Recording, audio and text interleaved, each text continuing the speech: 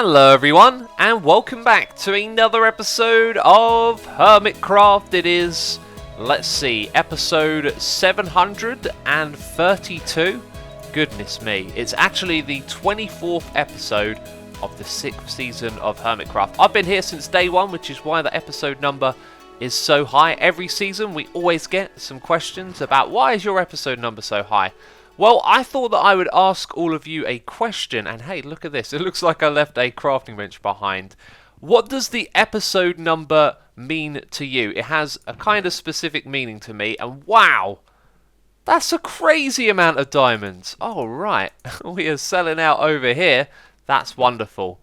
Yes, and then at the end of the episode, what I'm going to do is I'm going to tell you what I think the episode numbers mean to me, you know, being this high and being around for so long on Hermitcraft. So feel free to leave a comment down below. Let me know what you think. I'm looking forward to seeing what you think about that because it's something that always gets asked about. And do you know what? I like the high episode number myself, but we'll go into more detail later on. So obviously we're over here in the shopping area collecting our profits from our shops. We've sold all of the Tango IOUs, sold a few more things in there, and look at that, another almost 2 stacks of diamonds.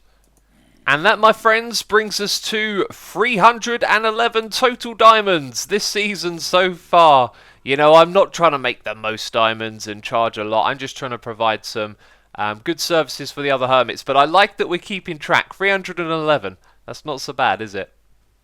There may have been many episodes, but what I want to know is what are we doing in this one? We're going to be doing a Minecraft experiment that I have been looking forward to for ages.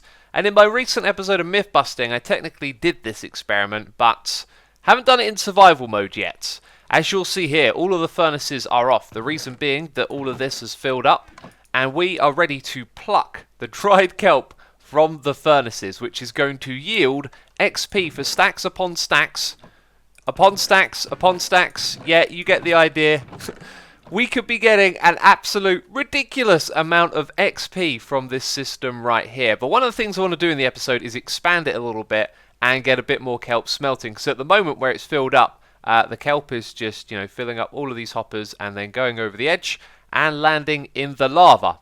Now on average we have 2 of these things and occasionally a couple of these furnaces lighting up, and we're going to expand this kelp farm. That is part of the plan, to keep expanding it and making it yield more and more so we can create tons of fuel.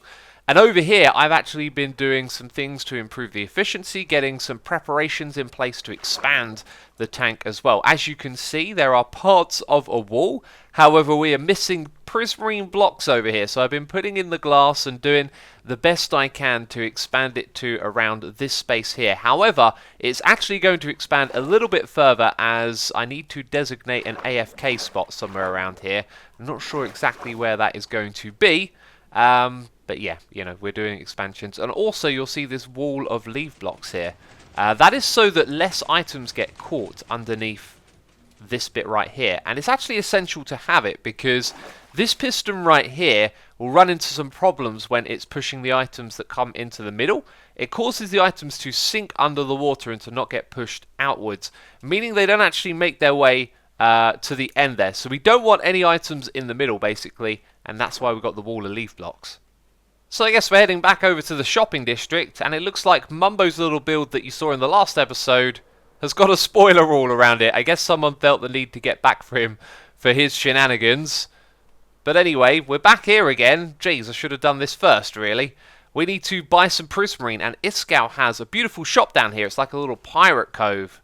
Look at all the custom blocks, man. Slabs and gravel and andesite, making this thing look a lot more interesting. And that is a wonderful use of the armor stands, pointing us in the right direction. So somewhere in here, there should be a prismarine shop, and this appears to be it. Aha! Prismarine bricks is what we're after, and the deal is 1 diamond per stack. I am going to take the last of these. 8 diamonds, not so bad. Well, my friends, this episode we are going to be heading back and forth between the shopping area because I've run out of bricks. We need to go back over there and get some more. Iskall was kind enough to stock up the shop for us, and I think we'll get enough to finish this project because I've managed to finish one side, which is really good. That includes the glass as well, so that's all ready to go. But the other side, as you can see, we're struggling. There's not much of a wall here. You might also notice that the kelp is a bit sparse on this side over here. I've gone down and placed it all on the ground in preparation for when the flying machine comes over, but of course that means I've got to let it grow for a little bit and then come around here and find the ones that aren't growing and put them on top. So there's a lot of building and a lot of maintenance that goes into this project, but luckily for me, I'd actually already figured out the distance this thing needed to come to. You can see the leaves come all the way back here, and I think we're going to be close to doubling the size of this farm. So at some point in this episode, we'll come back here and move all of this over here. As you know though, I need to go to the shopping area and get some more prismarine bricks, and we're also going to do a little bit of repurposing over there. We're back over here again. I got my prismarine bricks from Iskow, 8 stacks. That's going to be able to finish. Hi, Doc. What's Doc doing right now? Is he trying to name tag me? Am I supposed to get in this boat? I don't. Okay. I don't know where we're going. Hey, look, we're stuck on the path level. We can't go up onto the grass. Huh. I don't know if that'll ever be useful for anything, but hey, just learned something. Distractions aside, it's a fantastic shop, a beautiful build, but a failure as a business. My goodness me, this has not worked out. The furnace idea just doesn't appeal to the hermits, and a lot of you have been leaving comments saying they probably want to do their own smeltery projects, right? And if you want to smelt stuff, you probably don't want to travel all the way out to a particular location. It may be convenient to have all the fuel provide for you, but maybe we should just give the fuel to the hermits for them to decide how they want to use it. So no sales over here, no sales over there. Not even a one-time use. Maybe the price of the lifetime pass was a bit too much, but I think actually what we're going to do is repurpose this shop and just sell kelp. Now we need to be rather careful because I can hear... Oh, there's a creeper in here. Jeez. I could hear some nastiness in there. Oh, you came down the ladder, did you? Right. Jeez. Okay. There might be more. There's another one. Jump. No.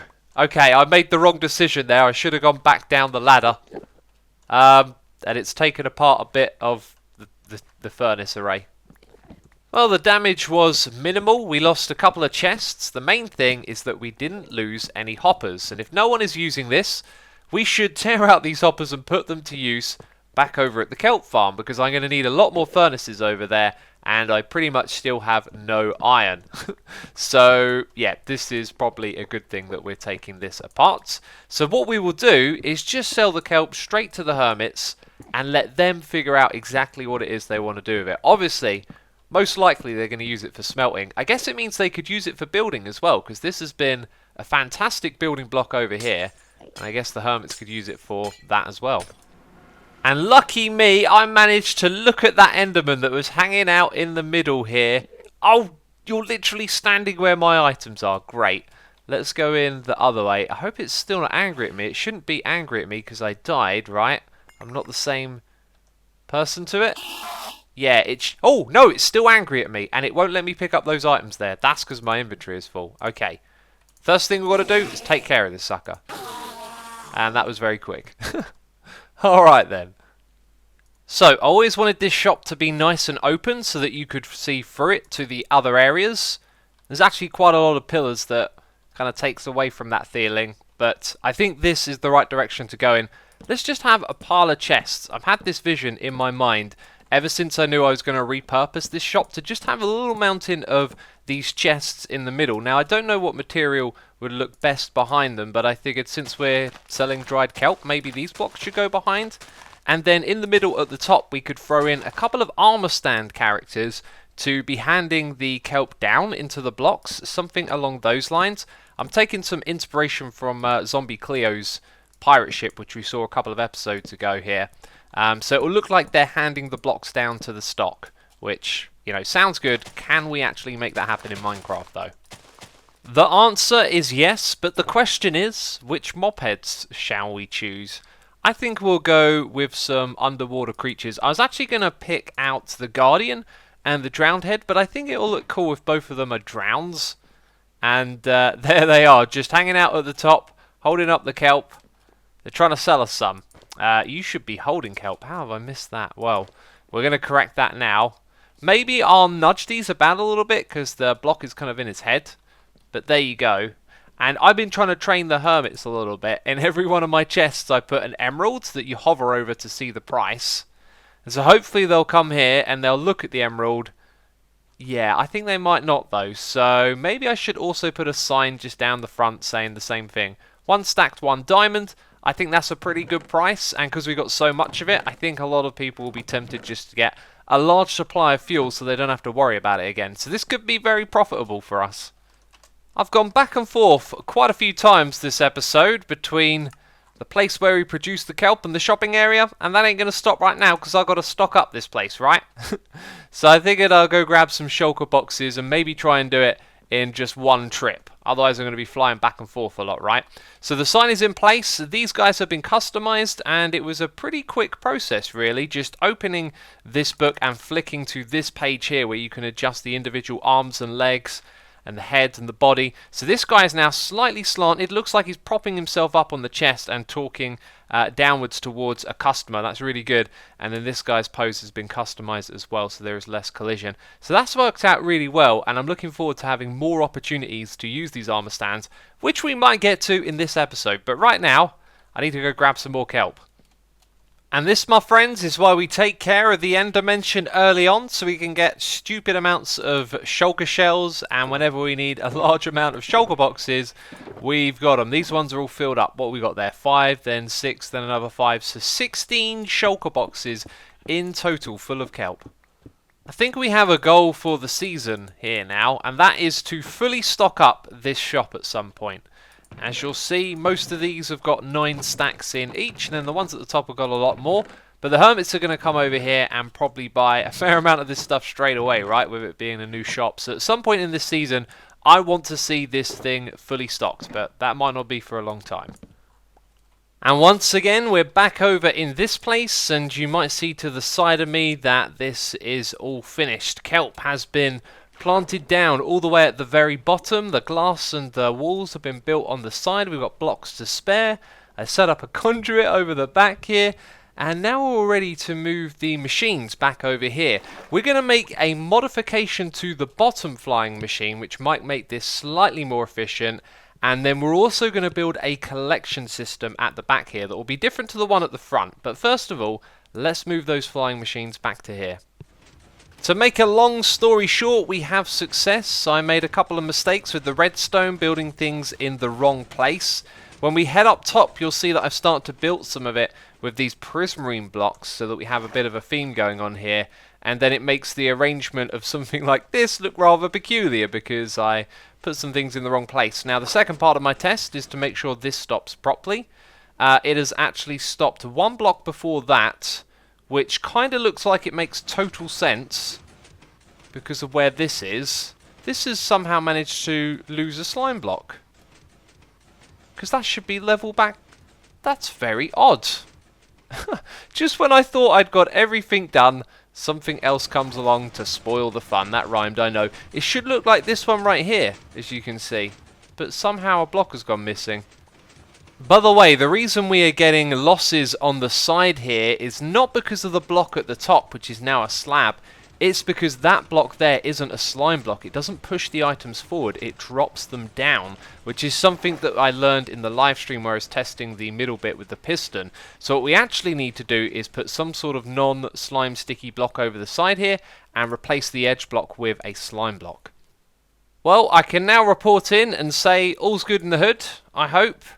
I mean, I've rebuilt the redstone a couple of times, and I think everything is in order. I'm slightly frazzled. It takes a very long time to get these flying machines working, and I'm happy to say this is the last time we'll be doing that on the kelp farm. So whatever is next, right now I just don't remember because my brain's a little frazzled from all of the slime machine stuff. Right, I remember now. We need to expand the furnace array, and then we need to take the XP out of it, which I'm really looking forward to. That's going to be crazy. We'll do it in just a second. But first of all, the flying machines are working. They're bringing kelp into the pipes over here. They're going through the water streams, and because all the furnaces are running and all the hoppers are filled up, it is getting dumped into this corner here. You can see it's filling up my inventory. We've got so much extra kelp, and these need to go around into these furnaces. So we've been able to set up and expand this last part of the furnace array here thanks to all of the hoppers that we cannibalized from the shopping area earlier. So it's a good thing we dismantled that, as I've only got a few hoppers spare, and I don't really have too much iron because we've got the beacon at the moment. Anyway, let's chuck in some ice, some glass, water streams, get the last bit of this hooked up, and then we'll be ready to take out some items from these furnaces and get ourselves a crazy amount of experience.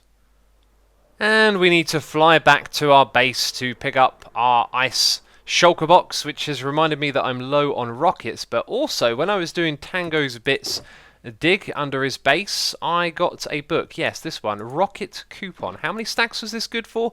6 stacks. That's awesome. Is this thing stocked up, though? Uh-oh, Tango. We need some more rockets. My friends, it is time for science.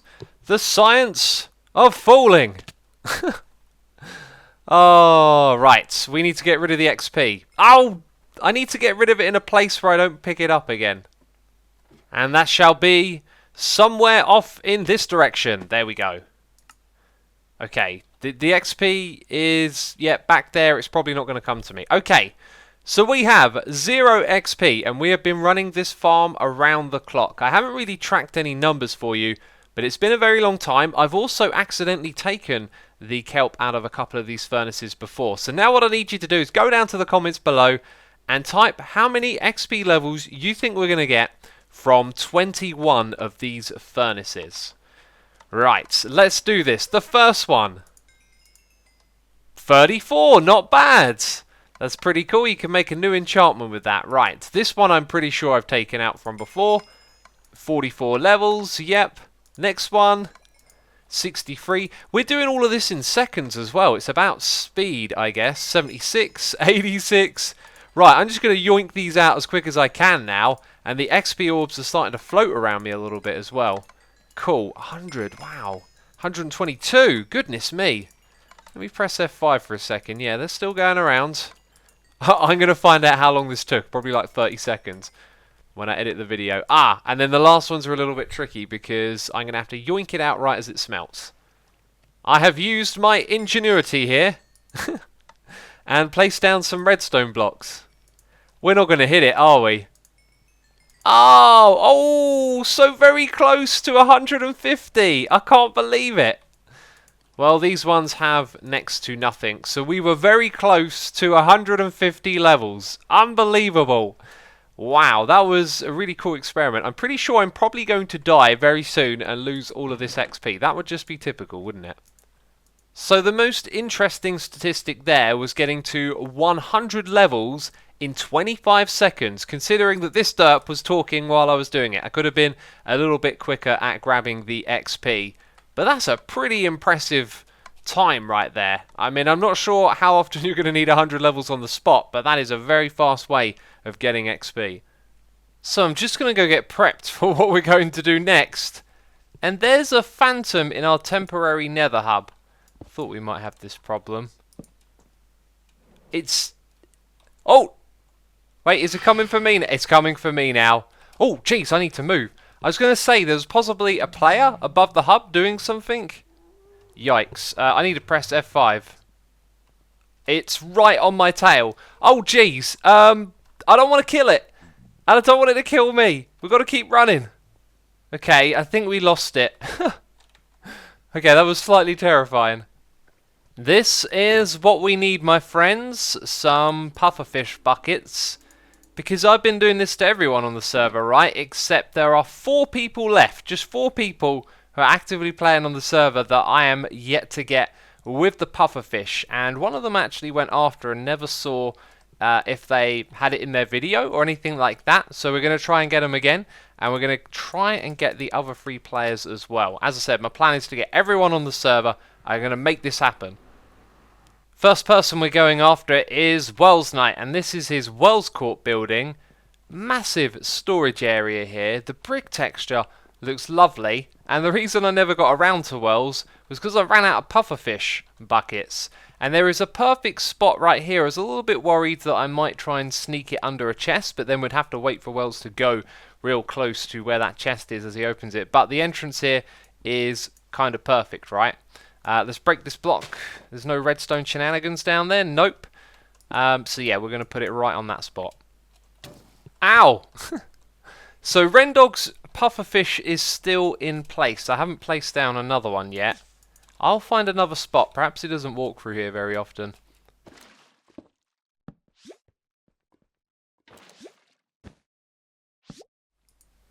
So with that taken care of, I promised you I'd say what the episode numbers mean to me. I think I can summarize it up with one word, which is dedication. Being dedicated to something. And I'm very proud of what I've done here on Hermitcraft, producing all of these episodes, entertaining people over the years. I've enjoyed it a lot.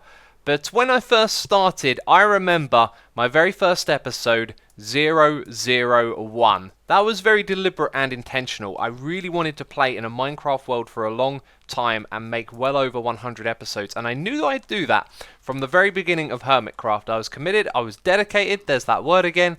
And I remember getting quite a few comments from people saying, see what you did there, 00, you think you're going to make it to 100? Well, I bet none of those people commenting would have thought 700, and neither would have I. But here we are many years later. The game continuously evolves. There's always new stuff to do. And, you know, we'll probably make it to 800, 900, probably 1,000. I don't know. Will we ever see that day? What do you think? Leave a comment down below. And while you're down there, leave a like. As always, thank you for your support over the years. Greatly appreciated. To those of you that have been around since the beginning. You know, 700 episodes, crazy, right? Anyway, let's end this episode. Thank you for watching. I'll see you next time. Bye-bye.